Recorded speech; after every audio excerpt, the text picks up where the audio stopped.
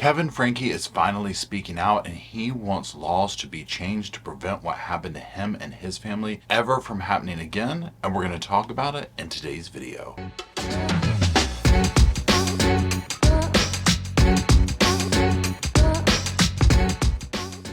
Hello Sofa Squad and welcome back to the sofa. My name's Paul and today we're going to be revisiting the Ruby Franke and Jody Hildebrandt case. However, we'll be mostly focusing on Ruby Franke's ex-husband, Kevin Franke, and an update with him. Now, very quickly, for those who have not followed the case, Ruby Franke was Ruby and Kevin Franke, they had like a YouTube channel, 8 Passengers. Some very strange behavior started taking place, very questionable. People started speaking out against it. Channel goes away. Ruby pairs up with Jody Hildebrandt.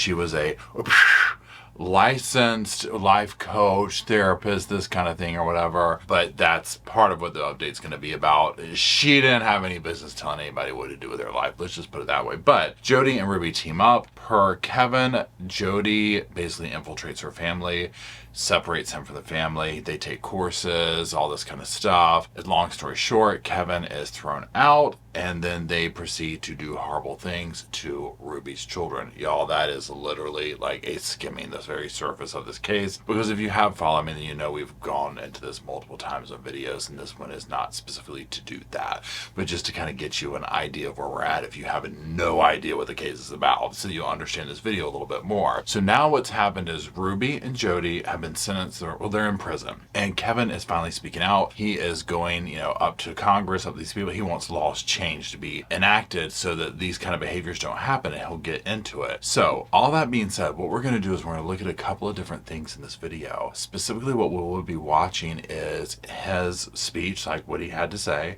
Number 2, an interview that he did after the fact. Essentially, what we're going to do is watch it together. Okay, now I've just picked out some of the highlights, the clips that I want to focus on, but I'll put them up, I'll make commentary, and we'll watch them together, and then I'll read your commentary in the comments later, hopefully if you drop a comment there. So, that being said, no, if you follow me, I always say this, or try to at least, I ain't no doctor, I ain't no cop, I ain't no lawyer, I ain't none of that fancy credentialed stuff. The only credentialing we got here is a damn sofa, okay? So that's it. These are just my opinions, they're that. These is based on public information. I don't know any more about this stuff than y'all do, and I'm just forming my own opinion, so they're literally just that. Just take it for what it is, and that's it. So let's go ahead and jump in. Now remember, like I said, Kevin's wanting to change some laws, and essentially let's just break it down like this, okay? He's wanting things to go from this. Police department, we're here to help you. Open the door. Police department, open the door. The door for us, it's the police. And what he's really wanting is for things to now go like this. Let's just watch that one more time. I love it when they rip her out of the house. Okay, so let's go ahead and jump into those first clips and listen to what he had to say. In July 2022, I was led to believe by Ruby and Jody that I was selfish, narcissistic, enabling to my children, lustful, and a significant danger to my family. Now, that's a major little tall glass of water or something to swallow. Okay, so as we usually see with these personality types, speaking of Jody and Ruby, is they like to project. Right? So one of the narratives that went on with this case is Jody infiltrating the family, and she did this with multiple families. And typically her MO would be that the male was, guilty of A, B, and C, whatever that might be, and that the only way to save the family was for the male to be separated. I'm still not, or how do you say it? Like, you still can't not convince me or whatever that Jody was not trying to groom the women to be like her little mistresses or whatever, especially Ruby. Because if you do recall, at one point, Kevin was basically kicked out of the bedroom and Ruby was sleeping in the bed with Jody, okay, in their own house, right? It was completely inappropriate, but this is a story that many men have told, right? One of the things that goes on with this case in particular is a lot of people take issue with Kevin, and I'm not saying I do or do not, right? I mean, I do have issues with it, I shouldn't say that. But I also understand the dynamic of being kind of brainwashed, but I still have my personal beliefs on that with this this particular case. One of the things going on here is that, Kevin took these classes to kind of adhere to what Ruby wanted and whatnot, and these were used to manipulate him. So as we get deeper into it, we'll discuss it more, especially for those who are not familiar with it. But it creates a certain energy listening to Kevin talk here for the first time, really, and hearing how he is essentially alleviated himself of any responsibility of the situation. I mean, even Ruby, as much as I don't believe her, pretended at least. You know what I'm saying? And I'm not trying to say that Kevin is not a victim on some level. It's a very complicated situation with Kevin. But some of the things that he said that he was basically told to do and whatnot that left his kids extremely vulnerable, and how long he stayed away, I'm not buying.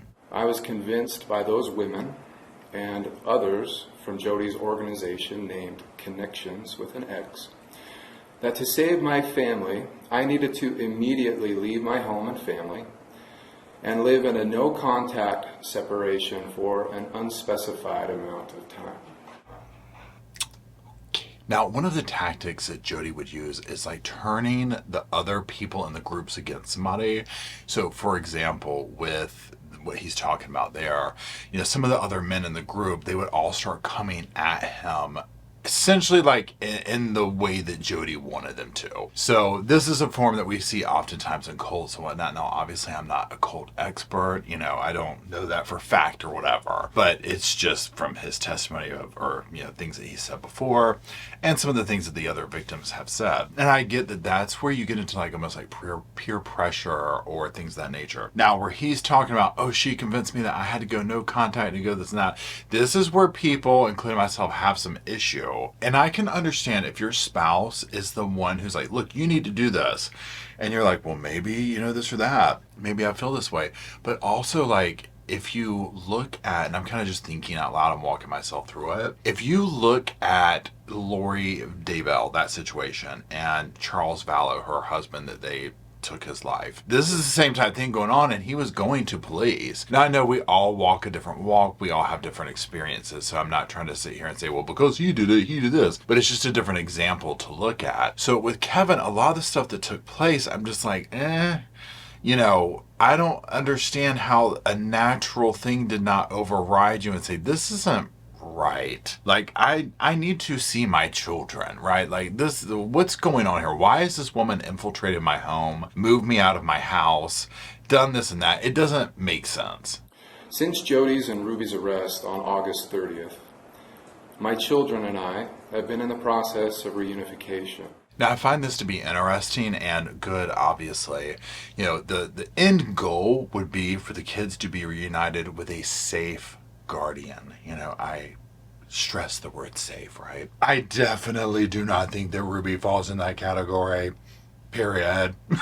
Okay. Kevin, I would want to see some other things, because here's I would want to see some, behavior. I don't know what he's having to go through, if anything, to be truly reunited. Because here's the thing also that you have to keep in mind is he speaks of Jody and Ruby in this segment of time, but there was incredibly questionable behavior going on during the 8-passenger zone where he seemingly just allowed things to unfold. And so that's where also a lot of people, including myself, take issue with some of the statements where I'm like, well, what about, and this is one thing we keep saying in this statement, what about before Jody, right? This is all cute and dandy about this, but there was like some really major stuff going on. And even when you refer back to his interview that he did with the police, and he's talking about some of the stuff, like he downplays it. Like, oh, people don't want to, whatever, and they were saying this or that, but it was really this. And it's just like, this doesn't feel right. Like the whole dynamic of the child forgetting their food and Ruby not wanting to bring the child food, wanting to make sure that nobody gave the child food so the kid was hungry all day long and teach him a lesson. And I'm just like, this is stuff that kids do, right? That's a kid being a kid, and pretend that the school was like 30 minutes away, you're in a meeting, you can't do it. Is there any way that you could, I don't know how it works, buy her lunch and I'll refund, I'll do whatever when I come to pick up today. But to go out of your way to be like, make sure that my kid goes hungry. Well, then as the father, it's like, are you truly okay with that? And I have no doubt that Ruby had her claws in the situation. Like, they would have probably been hell to pay, right? Because there's so many conflict of interest going on here. Number one, it's a family vlog channel. This is red flag number number one, okay? The monetization of the family. It's not natural. It leaves a lot of room for exploitation. And then the ability to take advantage of, because once your money's all tied to this, and let's say Ruby's the leader, because I mean, Kevin wasn't leading that ship, right? Is he going to really speak up when it's like attached to $1 million business? You know what I'm saying? Like, obviously not, right? So let's keep going. I'm speaking today to you, representatives, on behalf of myself and also my adult daughter, Miss Sherry Franke, who could not be here with us this morning, to share our joint thoughts regarding child welfare laws and the standards for professional licensing in this state. Okay, very quickly, let's revisit when he says, I'm speaking out like alongside with my oldest daughter, Sherry. Now, very good. I'm going to put this up here on the screen. This is a close-up of her Instagram post. When the arrest happened, this is what she posted. This is the cops outside of the home. Her saying finally. So she's been very outspoken about the scenarios that were going on in the household. And she was, helping get people out of the house, that type of stuff. The dad was coming after, Kevin was coming after her. So if they're now talking and working together, this could be a sign of he's truly come around, or is at least kind of taking the route of, ooh, I better do this. You know what I'm saying? But it's good to hear that, because I feel like she's going to have a pretty good barometer on what's legit and what's not with these two, because she very clearly was like, this isn't like I'm speaking up, you know what I'm saying? And so if he's truly working with her on this level, and I'm not sure of the intricacies of, the relationship at this point, but that could be a good sign that, okay, this isn't just, whatever, he's truly out of the spell or whatever the case may be. But it's good that they're also speaking up, because I think the children, it's one of the kids or whatever, being a part of this is necessary, right? Because what the kids, the victims, went through in this family is unspeakable. Jody convinced my wife that the government wanted to rip religious families like ours apart and indoctrinate our children with secular teachings. In the aftermath of my wife's and Jody's arrests, I've come to learn that Jody masterfully coached Ruby in navigating the child welfare loopholes in this state. Now, here's the thing where he talks about this part, and, I hadn't really thought about this dynamic until I listened to this. I was like, huh. And that is the navigating the loopholes and whatnot, because I didn't know this, like what we're about to get into, and I was like, wow, this makes a lot of sense. In the ability to skirt around, what they were doing to the kids and whatnot. One thing to keep in mind, and the lens to look at this through as we proceed forward when we start hearing these things, is how many times in these cases we see CPS, child services, whatever it might be called in a particular area, the failure thereof, or the overstepping. And that's the tricky thing with, what he asked is, it's a fine line, because just as much as they can help a family, they can destroy it. And they can destroy it by lack of action and too much action in the wrong scenario. You know what I'm saying? So it's like that it's that fine line and boundary, I guess you could say as well. So just keep that in mind as we continue listening. All they had to do were three things. One, keep the children isolated from the world. 2, ignore all the phone calls from DCFS caseworkers. And 3, not answer the door when DCFS and or police officers knocked. That's it. That is absolutely frightening, and that's absolutely frightening. Now, here's the thing too. Think about like the homeschool situation. So many of these scenarios that we run into, you notice how this exact thing happens right here, where they start to isolate the children. Because of the complete isolation of my children, there was not sufficient evidence based on our current laws for government to intervene, despite the clear red flags recognized and reported by our close friends and neighbors and family as well. And this is the thing, many people did report seeing obvious signs of this. And oftentimes we see this in other cases as well. Even though I might have particular thoughts and feelings about Kevin and whatnot, I do think the message that he is presenting is a necessary one. We are asking you legislators today to begin changing the laws in such a way that reported red flags from multiple individuals close to children namely friends, neighbors, and family, be considered sufficient merit to take children into temporary protective custody without additional evidence of child abuse. Okay, now this is the tricky part with this part, okay? So what he's saying 100%, yes, who wouldn't want that, right? Think of like some of these cases we've seen where numerous people are saying, oh my God, the Harmony and Montgomery, these kind of cases like this, these popular things. That's obvious, right? However, look at these other cases where we've seen these, the Pike County situation, where these families are getting together, taking out the mother to get custody. So imagine if people grouped up to start reporting to get the child taken away. And I get this is surface level where he's coming forward saying, hey, ABC needs to happen. It does not fall on deaf ears. And in this kind of particular situation where it's like, yeah, but shouldn't you have paid attention to this yourself? You know what I'm saying? Instead of just saying, oh, no, sorry, I was brainwashed. But that's a whole other thing. But I get what he's saying, but they would have to get very particular because in the wrong hands, this could be exploited with more loopholes. He's talking about avoiding loopholes, which I get, and I'm totally for the conversation that's coming up if they would even begin to have it. But on its surface level, what he just said, I'm like, yeah, 100%. However, I already see massive issues that could take place with this, and essentially work completely opposite of what it's supposed to. Second, laws regarding emotional abuse need to be created and or improved in this state. DCFS caseworkers recently told my daughter Sherry that they have never once removed a child from an abusive home due to emotional abuse in this state. Now, this is one thing that kind of is rubbing me the wrong way with this, and y'all tell me what you think. He's up there acting like, how dare you, kind of a thing. And again, I'm just like, and probably some of these people, it's like, dude, you stayed away from your family for a year. You know what I mean? Like with zero, not even trying to drive by or see this or see that, just,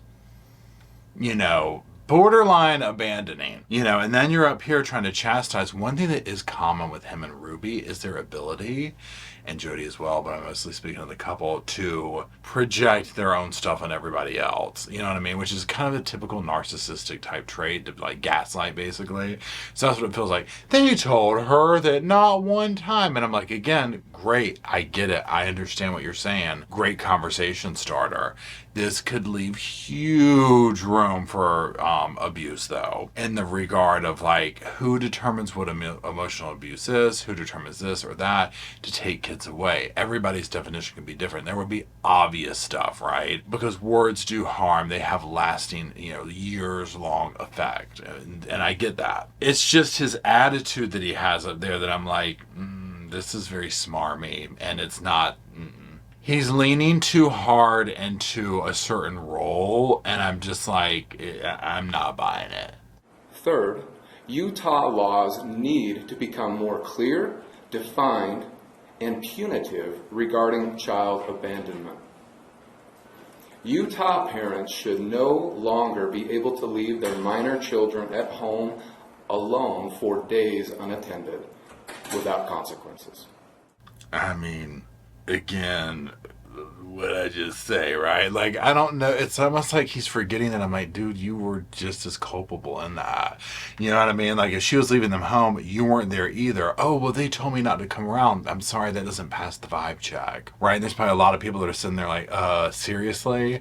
Now, again, on its surface level, 100%. It depends on the context, because you got to remember, like, I'm sure. So I'm 46. I was born in 77. Y'all, it was very normal to walk home from school and you were home for several hours. And I get things are different these days. And there's a certain age where it's like, oh my God, you can't do that. Just times are different. Obviously, you don't need to be leaving like a 5-6-year-old. You know what I'm saying? I get that difference there. But him just acting like I'm appalled at this. And it's just like, well, but you stayed away. You didn't have a problem with this when you were with Ruby and that behavior was going on in the house and y'all were putting it on camera on YouTube. You know, and I'm not saying that specific thing about staying away or whatever, but just in general, you know, so now he's acting all appalled, and it's just like, but again, here's the other thing to think of. What else could you do? You would have to take the stance. The same thing that Ruby did, where when she got up there, and I'm talking about her little award acceptance speech during sentencing, and she looked at it like, I'm sorry, I apologize, oh my gosh, I was brainwashed, Jody did this, blah, blah, blah, blah, blah. That's the only direction you can take to save your butt in this.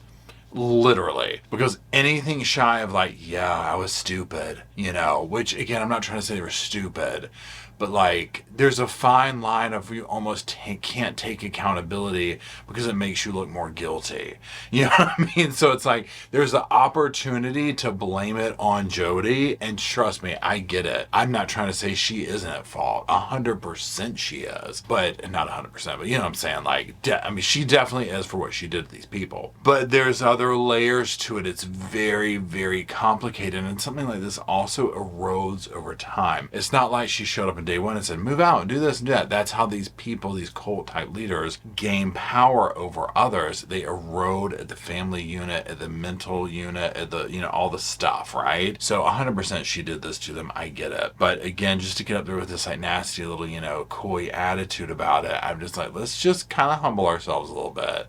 You know, let's settle down there, Sally. Settle down there, Sally. Finally, we cannot allow religious extremism to be an acceptable cover and shield for child abuse in this state. Saying it louder for the ones in the back. I mean, amen, right? Amen. I mean, I think that's one thing that you're seeing with this type situation here of whatever they hid, whatever veil they hid behind, you know. But again, you have to watch very much the wording of these laws and how they're done, because loopholes can go both ways, manipulation can go both ways. And of course, I'm all for protecting people to not make this happen again, right?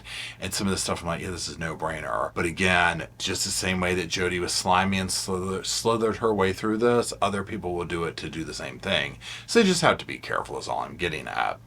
Lastly, we call on legislators to ask some very important questions regarding how Ms. Jody Hildebrandt continued to be licensed by this state as a professional mental health counselor, even after all that was apparently known about her by DOPL, the Department of Professional Licensing, since at least 2010. I mean, y'all, drink if you damn got into that one now. If anything that came out of this, it's that right there, okay? Now, he's going to go into more further explanation about watching over these, anybody calling themselves a life coach, okay? It is out of control. And here's the thing, again, this is a prime example. You want to help people organize their life and get their stuff together and blah, blah, blah. Absolutely, we need more of that. Hell, I might be interested in my damn self. But it leaves so much room for people like Jody and these crazy people that have no business, okay, zero business telling a potato how to grow, let alone somebody else to do something. And one thing that I learned from this was, yeah, there's no oversight into these things at all. I could literally go start calling myself a life coach, talking about, look, okay, have a seat on the sofa. I'm going to school you something, okay? I read an article up in the Googles. I know what I'm talking about. You know what I'm saying? And it's just like, are you sure? I've done my research. You know, you know what I'm saying? It's just insane. And so, yeah, for Jody, but then also Jody, like, I mean, she was licensed practicing in other areas, right? And the fact that she got away with the stuff that she did and was even, like, continually touted by the church and stuff, I'm like, what? Like, who, how did this happen? Because most people talking to her, you heard her little friend that we did. I'm sorry, I'm jumping around here with my thoughts. The friend that came out with part 1, 2, and 3, she basically was like, yeah, I mean, this woman smoked, right? Like, once we got to know her, she gone.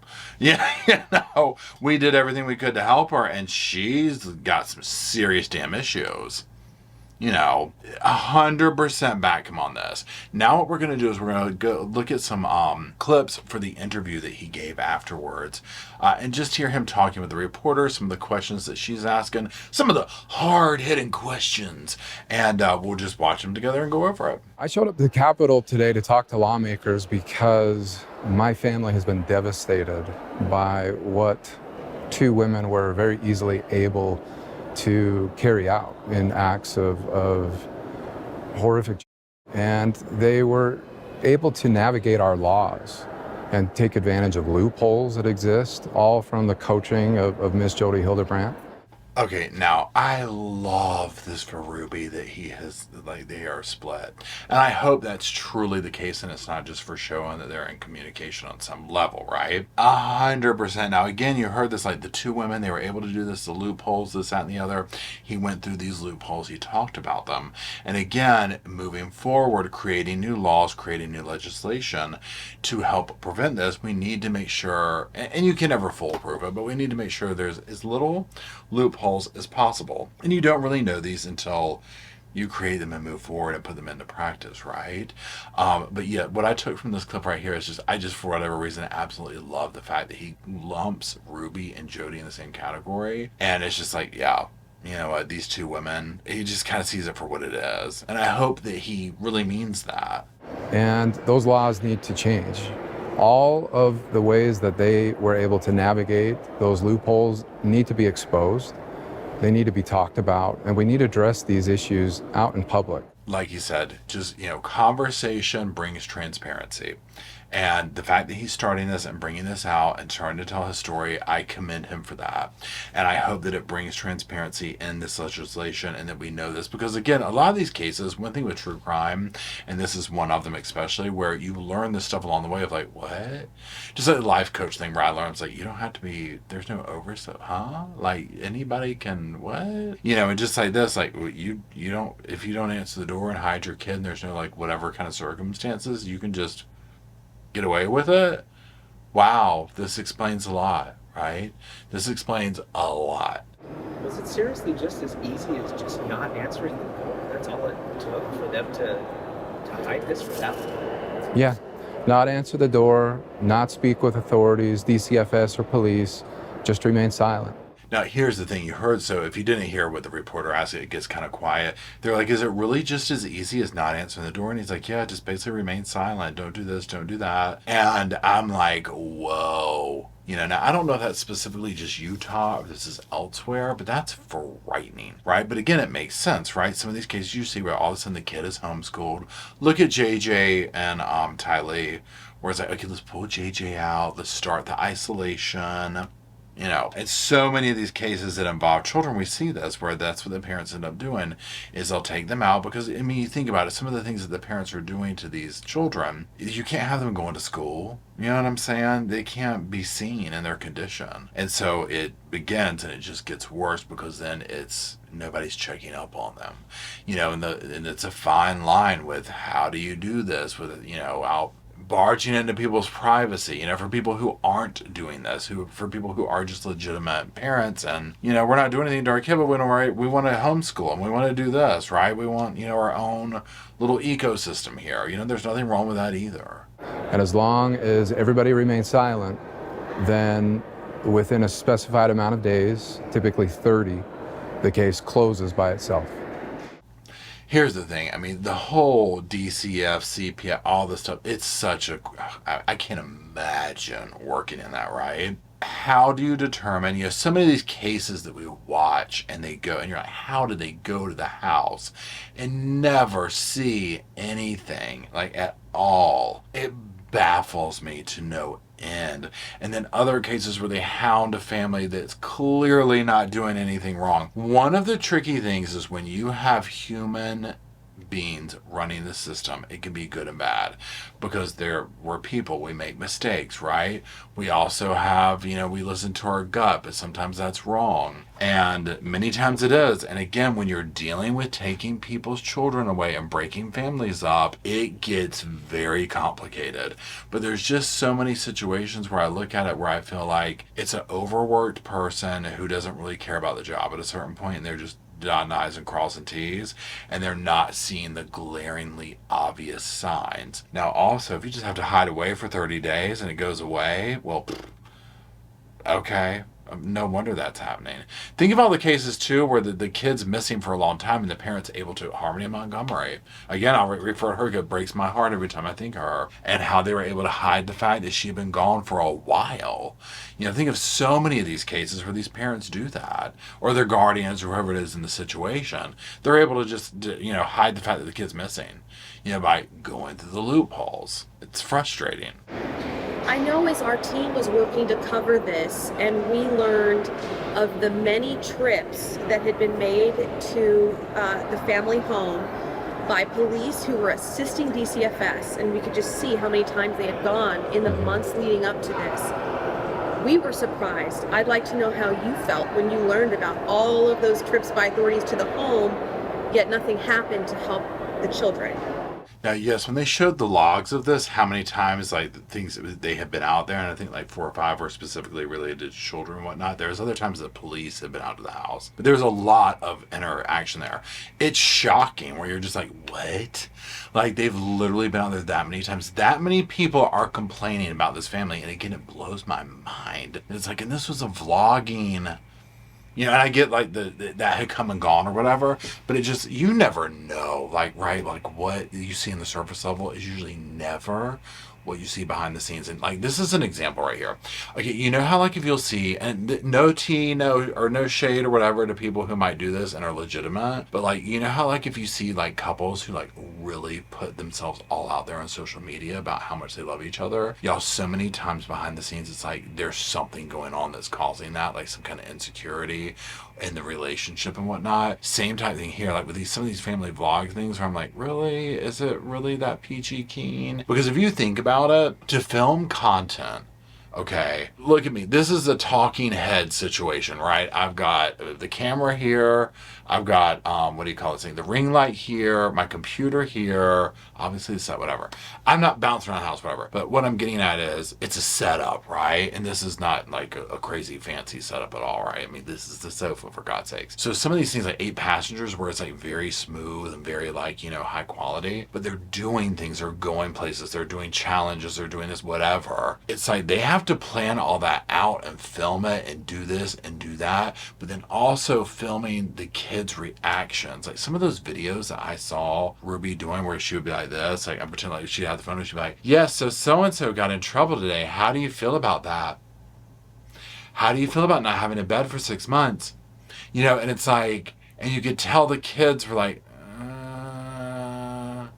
you know, so uneasy. And there was just a sinister vibe there coming from her. Well, we know why now, right? So all I'm getting at with that is like, you just never know what's going on behind the scenes, right? You never know. And when people are trying to present this like shiny, happy family type thing, like on these like YouTube channels and whatnot, it's red flag material for me. It's major red flag. Even down to the basics of, does a child want to be working like this? Because it's work. Make no mistake, it's work, okay? Imagine going to Disney World. Imagine as a parent how stressful going to Disney World is to begin with. Imagine going, talking about, we have a shooting schedule. And the kids, it's almost like, okay, kids, we're going to work at Disney today. Tomorrow we'll enjoy it. I mean, can you imagine being a kid and being like, calm down, we need to film this? You know, it doesn't make sense. Yeah, it was frustrating for me. It was frustrating for me to hear the story of police officers. As they said, they were standing on the front porch and they could see the children and they could see my former wife through the window, ignoring them. And they said, even with all of the reports, all of the red flags that were given to them by our oldest daughter, Sherry, and by our neighbors, they still could not intervene. They were on the phone with a judge, waiting, and the judge finally said, nope, I'm not comfortable with this. You cannot intercede. Couple of things. I almost don't want to say it. Okay. Like, I almost don't want to say it. Listening to that, first of all, frustrating, right, would totally piss me off. My oldest daughter, Sherry, and so, but not from him. Okay? Now, that's the part that bothers me.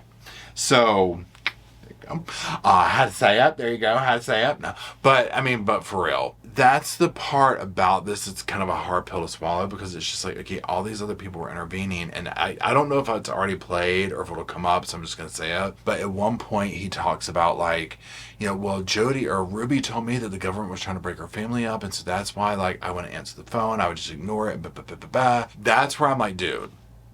You're chastising everybody. Let's take a little bit of accountability. You've got people calling left and right. All these warning signs are there. You should have seen things when you were together and the thing, and again, I'm not trying to like bash him or like, because I do consider him a victim on one level. But there's also this other stuff where, again, I just come back to what about before Jody? What about all the legitimate people that were warning you? I just have a hard time displacing all the blame onto Jody. That's what I'm getting at. Another thing that I was terribly frustrated with was that even though I was in separation, that I was not contacted by police authorities once. Alrighty. Now, I'm not sure, but so based on what I just said there's another segment where he says something about this or whatever, about the government people calling in or whatever. I'm not sure when it came up. So, but that thing right there, I'm just like, okay, he's saying I wasn't contacted by police. Okay, well then who was doing the contacting? Who was reaching out? What family members? What other people? Like, what was going on here? Because I'm sorry, I'm not buying that absolutely nobody gave you any inkling. And even if that was proven to be true, the fact that you were completely separated from your children and told to completely stay away and made no real effort is that, no, doesn't pass the vibe check. Now, DCFS was trying to contact me repeatedly, but again, I was being indoctrinated just as much by Jody as Ruby was. And I was being coached the same way. They want to rip your family apart. They want to destroy your family. This is what government does, she would say. And so I didn't answer the phone. Okay, I spoke way too soon. I go through it one time and pick out the clips, and then I kind of watch them again. And so by the time I do this, honestly, it's almost like watching it again fresh, right? So this is the part that I'm talking about where it's like, okay, dude, come on, right? There's all this other stuff going on, and you're claiming that, oh, no, well, you're indoctrinated. And I 100% get that is true to a degree. However, there's also a level where I just come back to this saying, I have an issue completely placing the blame all on Jody. Speak more about that in the future, but what I will say is that she has a tremendous ability to manipulate and to take advantage of the vulnerabilities and the weaknesses of an individual. She, unlike any other person I've ever met in my life, had the ability within a relatively short amount of time to size you up and recognize your strengths and recognize your weaknesses. And she did not hesitate to take advantage of your weaknesses. And so she preyed on the vulnerable. I mean, this definitely checks out, right? I mean, we've heard other people talk about this, about Jody, this, uncanny ability to swoop in and do this, right? And oftentimes we see in these cases that we follow or read about, whatever, whether it's a cult, whether it's a specific case and whatnot, people who are in the position to abuse their role of authority or people, under them, whatever. They do this, right? They can sniff it out, right? They can tell what your weakness, your insecurity, what you need to be told. And Jody did seem to have an uncanny ability to do that and definitely utilize that. She probably also kind of had it down to a science because remember, the thing that she had the ability to do is she was having people come to her and basically tell her these things, right, through the therapy sessions and whatnot. So, I mean, just imagine, like, if you've ever been to a therapist, imagine said therapist being able to take the very personal information you gave them, confided in them, looking for help, and twist that around to gain access to your family, your mind, to steer you in a direction that they want you to go in for whatever reason, right?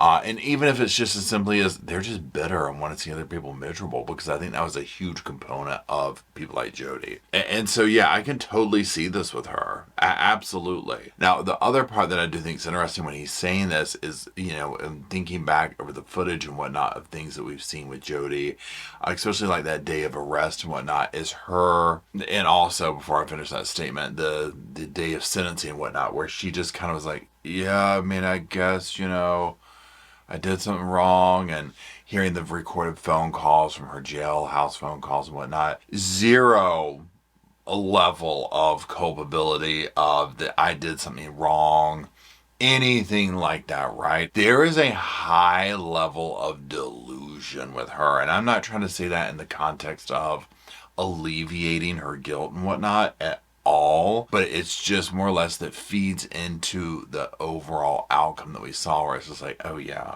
this person's like, number one, doing what Kevin just said, going in here using personal information to manipulate and all that, but they're also completely delusional. Like, they are absolutely justified in all their actions. Those who were seeking help, those who were desperate to save their marriages, save their families, they came to her for help, and she took advantage of them. And see, exactly. It's like they're going there and they're being like, look, these are the issues going on, this is that. And then two, she has her own personal bias, right? Because she clearly has an issue, number one, with men. Number two, with anyone in general that might be slightly happy or well balanced, And she's taking the information that they're giving her, and oftentimes these people have been referred to her through the church and people that they trust, and using it to her advantage. I'm also working with legislators to create new legislation, the first of its kind in this country, to begin regulating this shadow industry called life coaching that currently is completely unregulated, has no standard of practice or ethics, and these individuals can almost literally completely destroy a person's life, their livelihood, their families, and walk away with zero repercussions based on our current laws. 100%. I mean, as much as it's like, okay, we need to not have like government overreach and all this like crazy regulations and stuff, this is a good example of some things that it's like, yeah, we need some regulation in here. Like, because this is what happens. Like, these things left you just to whatever. Whether it's ill intentions like Jody or just subconsciously people don't know that they're doing harm, it happens, right? And the life coach thing, I mean, I'm sorry. I get that there's like absolutely wonderful people out there who have lived through an experience or done something like that they have something to bestow on somebody or, to teach them, whatever. But then there's also a lot of Jodys out there, right? Who have no business telling anybody anything or giving any kind of advice on anything. And the fact that you can just slap this on here, because it is very much like this semi-quasi-therapeutic type thing, right? It's almost like a cheap man's way to that. And yes, there needs to be some kind of oversight, because I go out tomorrow, like I said, just slap that name on me and call it good. Start delving out advice. This is how to run your sofa. You know what I'm saying? I mean, it's just absolutely not. I know of no other profession that can effectively impersonate a licensed professional and have no consequences. Exactly. Right, exactly. I mean, it just took the words right out of my mouth. I mean, that's the thing. There's just nothing to it. I've also noticed that people are starting to change the name because life coach is getting such a bad rap. So it's like people, and again, I don't have this is literally just off the top of my head, but I'm just thinking of a couple of actually local people that I noticed where I was like, I thought they used to be a life coach.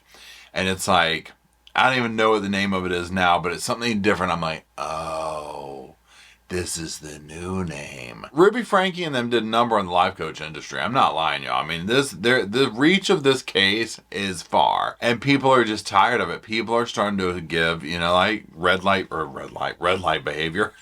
Maybe red light behavior.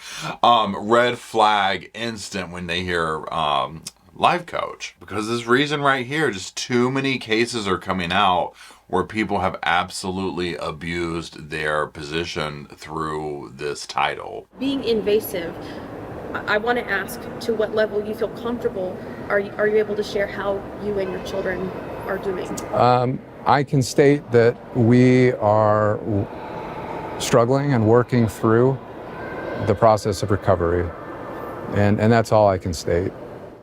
I mean, one thing that I would think of when he mentions this and that I'm curious about too is obviously just what she said, what's the relationship? Where is it at? I would imagine that there would be tons of questions of why didn't you save us, Dad? Why did you abandon us? Whether that's how he feels or not, as the child being like, where were you? Why didn't you come for us? You know what I'm saying? Like, I would imagine that would be a huge, huge hurdle to get through, because when you're a kid you don't understand the nuances. And I know Kevin's taken the stance of he was manipulated, he was brainwashed and this kind of stuff, but there could, I always refer back to in this case, what about before Jody? Why didn't you save us from Mom? When? Why didn't you intervene? When? Type thing. I think that Kevin was probably a lot more cool with some of the behavior and the discipline that Ruby was delving out, that just had this very sinister vibe to it. Because again, this was before Jody. This is when they had their TV show, well, basically their YouTube show, right? I hope they do work through it. I hope they can mend the relationship. You don't want a child to never have a relationship with one of their parents again. You know what I mean? I get it. But I hope it can be a healthy one and one that they've worked through all of their issues and questions. Yeah, I have those thoughts of what if on a daily basis. It's part of the trauma and the post-trauma that I deal with. I'm incredibly grateful for the heroics of my son in saving his life, his sister's life, and probably his other sisters and our family as well. He truly was a hero. Yeah, absolutely. Someone had to step up in that situation like that, and it was his son. And I'm glad that he acknowledges that, because that's a very scary, this is the thing. Imagine your child under the care of a parent and then Jody. You're already having to override that natural sense of, this is my parent, this is my caretaker, they know best, this, that, and the other. And then in addition to the fear that was bestowed upon them by Jody and Ruby through the abuse that they were inflicting, right? To be able to override that fear and escape and get help, especially with how many times intervention was attempted and it never worked. Because there had to be a point where the kids were like, please God, just let somebody show up, let the police, something, let it work, whatever. Because again, the fact that no one lost their life in this case obviously is godsend, but is shocking to me. Once we heard and learned and saw the evidence photos of the state of the kids when they got them at Jody's, y'all, it gives me goosebumps. Seeing them, the things that they were doing, and reading Ruby's little diary that she did, documenting it all, and making them be out in the heat and doing all this kind of stuff. Going without food, without water, without this, without that, and these punishments. The fact that a child did not lose their life, actually, it shocks me. Absolutely shocks me. And that's what's so disgusting, is the fact that you can look at the evidence and then see someone like Jody get up there and act like literally that they are begrudgingly saying that they're guilty because they have to.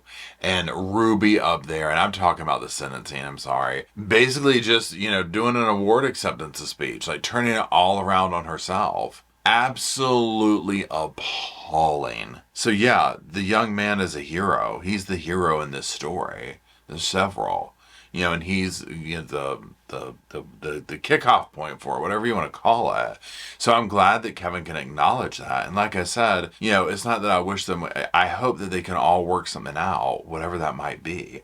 And I hope that the things that Kevin is bringing forth to legislature can take place. Now, like I said in the beginning, some of them are a little bit, we need to kind of figure this out, because it's not going to do any good to change something, and then there's just more room for, manipulation and abuse and whatnot, right? It's certainly the thing about the life skills thing, or the life coach thing, because come on, right? Please hold. So yeah, we'll see what happens. We'll see how much more vocal he gets. I'll be curious. I know that one of his sons has been doing some YouTube videos and stuff like that, and I think he streams and Twitches or whatever they call it, the Twitch. Yeah, I sound like such an adult, right? Whatever the Facebooks are, okay? He does the Facebooks, you know. Whatever that thing is where they get on the game and play or whatever that is. But I know that he does that or whatever, that's what I'm saying. So I need to tune into there to kind of see what he's saying. I remember seeing something where he had done a public comment on some, whether it was a TikTokers or whatever, that he was basically speaking for the creator's children. He was like, you might not know who I am. I'm Ruby Franke's son. And almost just kind of like a, hey, be aware, like your kids might probably don't like this or whatever. And the person kind of came for him. And it was shocking. I'm just like, oh my God. And who knows, maybe they'll end up coming, because that's a whole other issue, is again, like the monetization of family, right? And forcing the children to monetize their lives, basically. You know, and to swing back around to that point, because there's so many different rest stops in this case, right? Because you get the before Jody and then all the stuff with 8 passengers, you know, and that brings into question like the whole ethics of the monetization of family and labor laws and things like that. Is something like that going to change? Or is one of them going to become, you know, a proponent of those type changes eventually? Who knows? You know, because again, that's kind of like if you're going to make like YouTube videos or whatever the case may be, TikToks, whatever, in your home with your family, that's your business, that's your right. But then you get into, what does the kid really want to be there? It's almost like those what do you call them? Those beauty pageants that you see, the JonBenet Ramsey type stuff, you know. Does the little girl really want to be there doing that? Is it for the mom or the dad or whoever? That whole thing, right? Well, this is like the next level, right? Because like, again, if you're making content, that can be like 24 hours. Again, like look at some of those videos that, what's her name, Ruby did. It was so creepy the way she put her kids out there like that. You know, so inappropriate, right? What happens when the parent is reliant upon the child for money? There's an imbalance there. There's a conflict of interest, right? Because everything just kind of gets turned around. And then, you know, when these kids turn 18, depending on what kind of career it was, right? Like somebody like Jody's, or I'm sorry, I keep calling her Jody. Might as well be the same person. You know, something like 8 Passengers, where it was more like in-house. These kids weren't like going off and working in for Disney and stuff like that. Again, it's almost even worse because the parents can like literally just be in charge of all that money. You know, so anyways, I could go on forever, but let me know what you think. Let me know what you think about the laws or the, you know, the legislation or whatnot that he's trying to present, the ideas, the concepts. What do you think about the things that he's saying? What is your take? Big time on the show. What is your take on his culpability or lack of culpability or any of that with this? You know, his stance on, I am 100% a victim of this. You know, almost like I did nothing wrong. I feel like I haven't heard that yet. And I don't know if behind closed doors is a different story, because I feel like if I was a child and that was my parent, even if they were like, look, we were brainwashed by a bad person, I would still want to hear them say, and I'm sorry I allowed that to happen. Just an I'm sorry. You know what I mean? Like that's like something as simple as that. And granted, I'm the public, right? He doesn't owe anything to me. I'm nobody. I'm just somebody with a sofa and a camera. But I would hope that the kids can get whatever it is that they have, that thing that they need to hear. I hope they've been able to hear it or get it from him. So that's it. Again, let me know what you think down in the comment section. I do appreciate it. Drop some sofas off in the comment section, not comment sections off in the sofa, for me and Roscoe and Spirit to come sit down, hang out, talk to y'all about all the cases, all the things we talk about here at the Sofa Squad. And until we meander our little way on down into the comment section, we'll see y'all soon. I just wanted to say thank you again for watching the whole video, and also thank you for being part of the Sofa Squad. Special thanks to all the Patreon members, channel members from both of my channels, everybody who likes, shares, subscribes, comments in the comment sections. It helps the channel out so much. Now don't forget, I do have that other channel, the podcast channel. That's where we go live, we hang out, we talk. We have kind of sort of a schedule, but just be sure and check it out. I'll put it up here on the screen. Also, if you're looking for merch, be sure to check out my Teespring store. I'll put that up here. And then, like I said in the beginning of the video, if you want to follow me and Roscoe on the Instagram, go on, check it out. It's right here on the screen again. But once again, thank you very much. I really appreciate you being part of the Sofa Squad, and I'll see you in the next video.